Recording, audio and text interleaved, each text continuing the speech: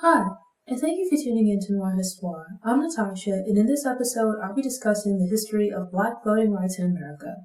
Just a heads up that over the past few months, I've been having some technical difficulties with my recording setup, and things came to a head a few weeks ago. Fortunately, I was able to upgrade my camera and get an additional mic, but I'm now in the middle of the process of reworking my recording process. I intend for the transition to be as brief as possible, but the audio and video experience will vary a bit between episodes. I plan to make additional production changes in the near future that I hope will make the show more enjoyable for you and efficient for me to create. If you aren't already subscribed to the Noir Histoire YouTube channel, please take a moment to click the subscribe button. Click the notification bell to ensure you don't miss future episodes. Background: Constitutional Congress. America's issues with voting rights officially date back to the first Constitutional Congress in 1776 and the following years where individual states were allowed to include religious restrictions in their state constitutions. When the U.S. Constitution was adopted in 1787, it granted the federal government the right to define and confer citizenship at a national level. But unable to reach a consensus regarding voting rights, the states were given the power to deem which citizens were eligible to vote. Representation in the House of Representatives would be dependent upon a state's population. Northern and Southern delegates clashed on how this number would be calculated. Southern states only wanted free white men to be considered citizens, but their lower population would result in less representation in the House, as well as less taxation. In what would come to be known as a Three-Fifths Compromise, the states agreed to base each Southern state's representation in the House and taxation on the total of their free population plus 3/5 of its enslaved population.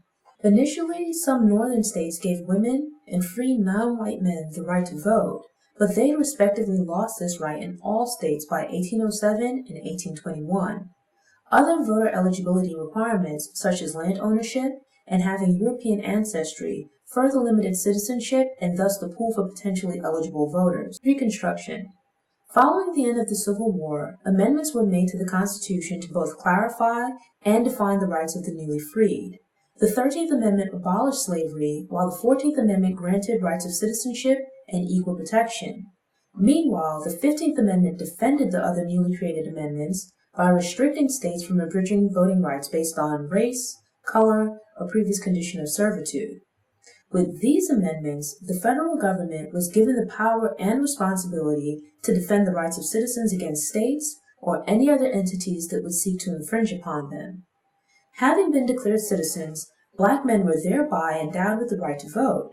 During Reconstruction, Black men were elected to serve in Congress as well as various local government positions. The ratification of the Reconstruction Amendments hobbled the social system that had been used in combination with slavery to oppress Black people. Throughout the South, a series of Black codes and other bias laws were enacted to create a new social, economic, and legal system that would come to be known as Jim Crow. Jim Crow was intended to reinforce white supremacy through racial segregation and solidify the racial caste system that had been created during slavery. With the compromises that led to the end of Reconstruction came federal abdication of the responsibility to protect the lives and liberties of Black citizens. Additional voter eligibility requirements unfairly burdened would-be Black voters with poll taxes, literacy tests, grandfather clauses, etc. Threats, intimidation, and political shenanigans forced out or otherwise removed from office many of the Black officials who had been elected during Reconstruction. This resulted in Black people being unable to directly vote against discriminatory laws and practices or for individuals who represented their interests. Despite the setbacks of the post-Reconstruction era, many individuals and organizations would continue to fight to achieve unencumbered voting rights for Black people. The Supreme Court waffled on the need to protect Black civil rights. In some cases, the court decided in favor of states' rights to set voter eligibility guidelines. On other occasions, the Supreme Court struck down blatantly biased practices which it deemed unconstitutional. Post-World War II. Returning to America after World War II, many soldiers could not bear the hypocrisy of having fought for freedom in Europe while living in tyranny at home. Some of these veterans would become key figures in the looming civil rights movement. Black women participated in both the push for Black civil rights and women's suffrage. Women received the right to vote in 1920 with the ratification of the 19th Amendment, but race-based barriers would continue to prevent Black women from exercising their right to vote. It would be another 40-plus years before laws would be passed to reinforce the enfranchisement of both black men and women. Besides legal maneuvers, white supremacists utilized acts of terrorism to suppress black voter registration. For example, when a bomb was planted under the home of Harry and Harriet Moore, killing the couple on Christmas Eve of 1951, it discouraged black voter registration and turnout at the polls. The Moores were local NAACP and Progressive Voter League of Florida leaders who helped eligible black voters across the state get registered. They had launched a successful voter registration campaign in the late 1940s that helped to boost eligible black voter registration from 5% to 31%. By the early 1960s, eligible black voter registration was comparatively lower across the board than that of white people. It hovered in the range of as low as 3 to 5% in some southern locations, despite black people making up the bulk of the population in several southern counties. Legislation. Smith versus Allwright. When Democrats climbed back into positions of power after the Civil War, they forced Reconstruction to end. In retaliation for Republican intervention in the South, white voters became staunch supporters of the Democratic Party. Republican candidates were a non-starter in the South until the Democratic Party became linked with the progressive movements of the 60s. This meant that while theoretically there was a national two-party democracy, there was only one party in the South. In the South, black voters faced multiple hurdles in trying to vote. Biased voter eligibility requirements disenfranchised most black citizens. Those who somehow managed to register to vote were then barred from participating in the region's only competitive elections, primary elections that were often limited to only white citizens. Effectively, the white South would not vote for Republicans, but also would not allow black voters to cast votes for Republican or Democratic candidates. With the founding of the NAACP in 1909, the organization would primarily wage the war for equality in courtrooms across the country. In 1944, the U.S. Supreme Court issued a ruling in the case of Smith versus Allwright that deemed all-white primary elections unconstitutional, overturning a previous decision in Grovey versus Townsend. Thurgood Marshall represented Lonnie E. Smith of Houston, who was suing his county's election official for the right to vote in the Democratic Party's primary election. The previous case had found that all-white primaries were not unconstitutional because they were managed by the Texas Democratic Party rather than the state of Texas. But the Supreme Court ruled the race-based disenfranchisement of an eligible citizen to be unconstitutional regardless of if the action was sanctioned directly by the state or an independent private entity. The ruling struck down one facet of voter suppression, but was important because it resulted in a surge of registered black voters in the South, reaching an estimated 1 million voters by 1952. The Civil Rights Act of 1964. In 1957, Congress passed an act to provide increased backing for the earlier Reconstruction amendments by creating government bodies intended to provide federal oversight. The Justice Department and the U.S. Civil Rights Commission were vested with powers to investigate claims of race-based discrimination. But as the bill made its way through Congress, the Justice Department was stripped of the power to enforce the Supreme Court's Brown v. Board of Education decision, which had declared racial segregation unconstitutional. Lacking the authority to hold Southern states accountable, they continued to develop schemes to suppress black voting rights and curtail overall civil rights. The Civil Rights Act of 1960 was intended to build on the previous act, broadening the federal government's authority to enforce anti-discrimination laws. Backed by oversight powers, the federal government was now allowed to audit voter registration rolls, appoint individuals to help black citizens vote, and could impose penalties on those who prevented eligible citizens from voting. Both acts would prove ineffective for completely eradicating black voter suppression, but laid the groundwork for later legislation. In particular, the Civil Rights Act of 1960 allowed for the collection of data and examples of race-based voter discrimination. Over the next few years, civil rights leaders launched campaigns and lobbied politicians to obtain stronger legislation that would better protect the rights of black citizens.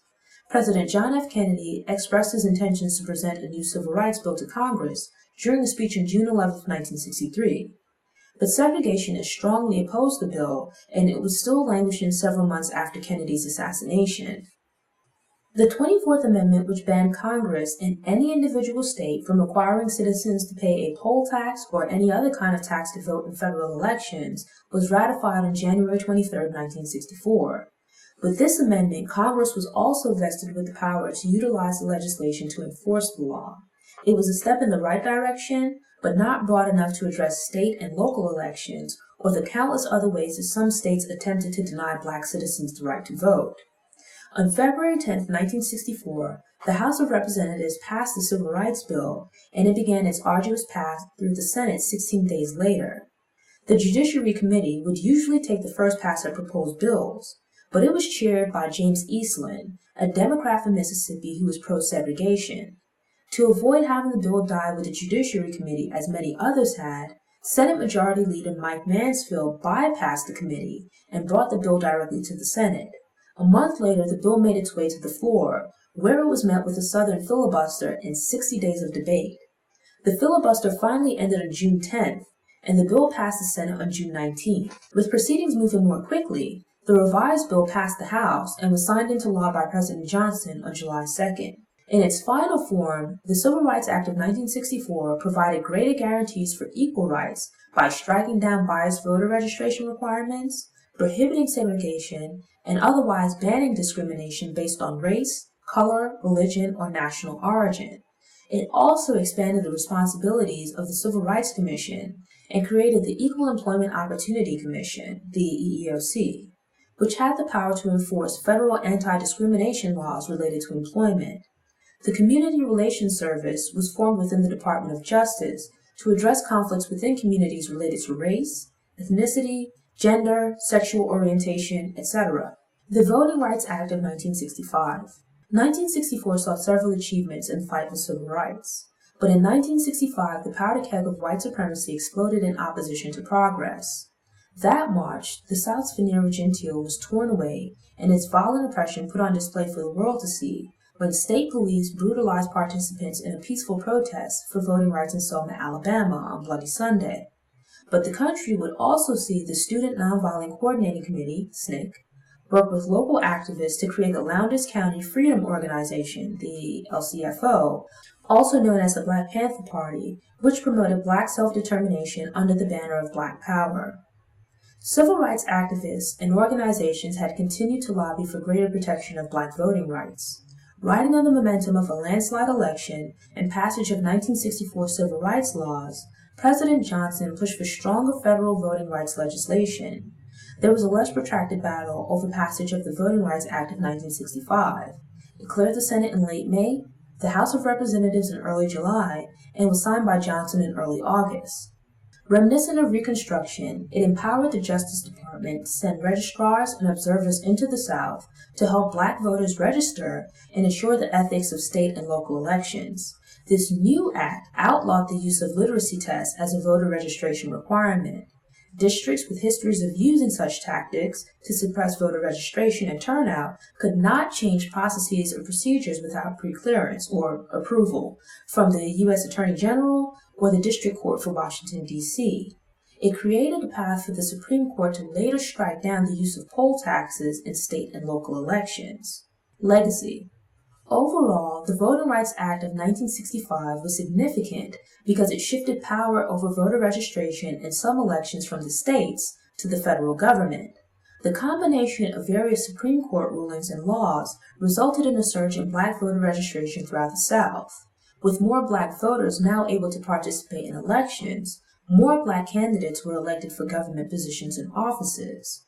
Yet, America did not become a perfect example of democracy, and the Voting Rights Act would be contested in court. It expanded in some instances to provide additional protections, and contracted in others as sections were struck down in cases such as Shelby County versus Holder. Also, indirect attacks on the Voting Rights Act have included voter ID laws, voter purges, gerrymandering, felon disenfranchisement, and unfounded claims of voter fraud being used as excuses for limiting voter options. Unfortunately, all these years later, there's still work to be done to ensure equal voting rights for all citizens. Thanks for tuning in. Show notes and sources are available on the Noir Espoir website via the link in the episode description. If you enjoyed this episode, please hit the thumbs up button. You can also share it online, on social media, or with someone you think might enjoy the episode. Doing this will help other people find the show, which helps it to grow. If you aren't already subscribed to the Noir Histoire YouTube channel, I hope you subscribe now and return to get motivated, get inspired, and get more stories of Black history made and in the making. Until next time, take care.